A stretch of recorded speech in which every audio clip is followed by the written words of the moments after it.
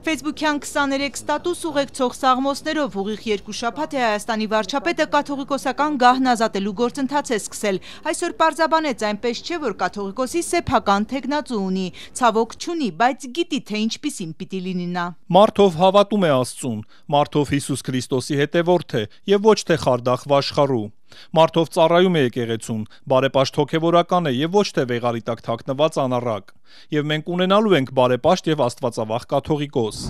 Ամենայն հայոց կաթողիկոսի մասին այս անգամ էլ Նիկոլ Փաշինյանն աշխարհի կանոնով է խոսում, կտրիչ Ներսիսյան, նա ով պիտի հեռանա վեհարանից։ Այսպիսով հայ առաքելական եկեղեցին վերադարձվելու է Հիսուս Քրիստոսին ու ժողովրդին, ըստ Փաշինյանի։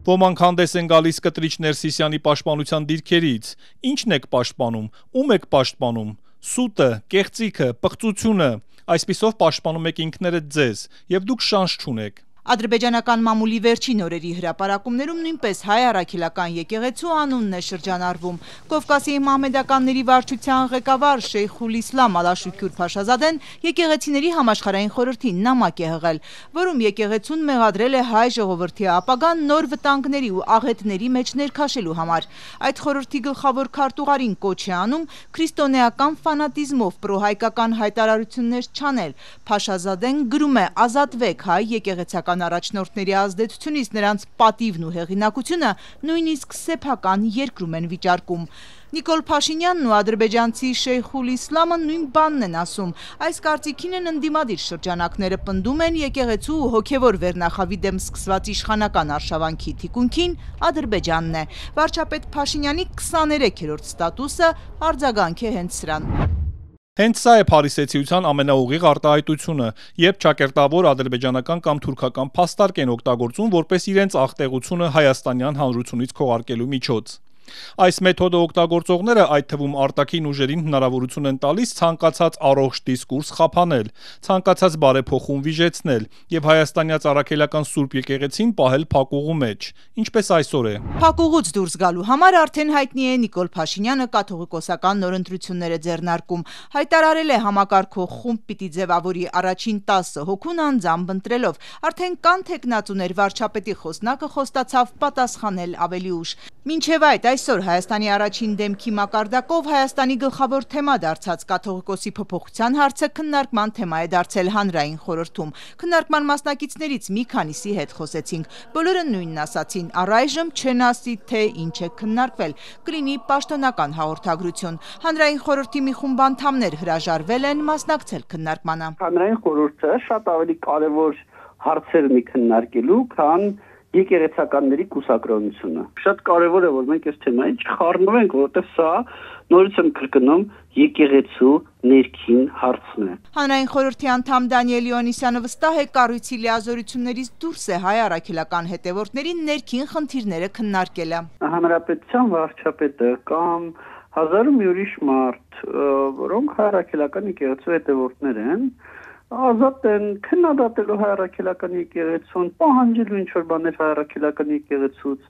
բայց իրենք դա պետք է անեն որպես հայ առաքելական եկեղեցու հետևորդ եւ ոչ թե որպես օրինակ վարչապետ կամ այլ բարձրաստիճան պաշտոնյա։ Իսկ եթե վարչապետ Փաշինյանը սահմանադրության խախտմամբ որպես կառավարության ղեկավար է միջամտում եկեղեցու գործերին, այստեղ էլ ըստ Իոնիսյանի հանրային խորհուրդը գործ չունի։ Իդեպ նրա տպավորությամբ Նիկոլ Փաշինյանը որպես քաղաքական գործիչ է գործի անցել։ Վարչապետը այս թեմայով գրառումներում հանդես է գալիս որպես հայ առաքելական եկեղեցու ջերմեռանդ հետևորդ, մարդ, որ երկրպագում է Հիսուսին, եկեղեցին համարում իր հոգու տունը։ Սակայն այս պատկերն է նրա 10-րդ ստատուսից սկսած։ Առաջիններում Նիկոլ Փաշինյանը խնդիրը բարձրացնում է որպես Հայաստանի վարչապետ, որովհետև ըստ նրա վեհափառի կուսակրոնության հարցը նաև պետական անվտանգության խնդիր է։ Եկեղեցական հարցերը եկեղեցական կանոններով մայրաթորի դիրքորոշումը նույնն է։ Կարեգին II հավատում է, որ մեջբերում խոհեմությամբ առանց ավելորդ հուզականության պիտի կարողանան հաղթահարել այս դժվարությունը։ Հոգևոր վերնախավում սակայն աջակցության կարիք են զգում, հասկանում ենք մայրաթորի արխիվի ու թանգարանների տնօրեն Ասողի Կաբեղայի գրառումից։ Այս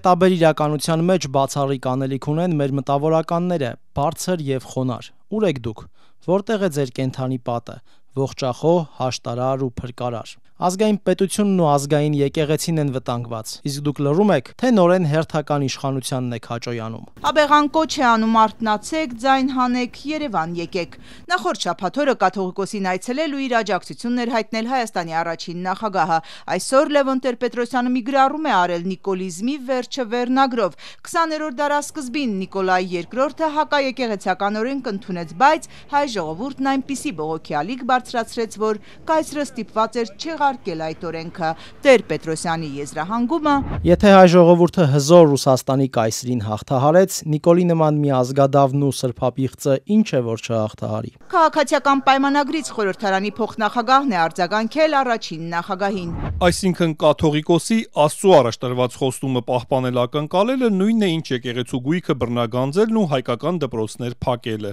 Ինչպիսի իմաստուն վերլուծություն։ Ռուբեն Ռուբինյանը նույնպես գրառումը եզրափակել է եզրահանգմամբ, գրել է Լևոն Տեր-Պետրոսյանի Լևոն Զուրաբյանի վերածվելու գործընթացը կարելի է համարել ավարտված, շատ ափսոս։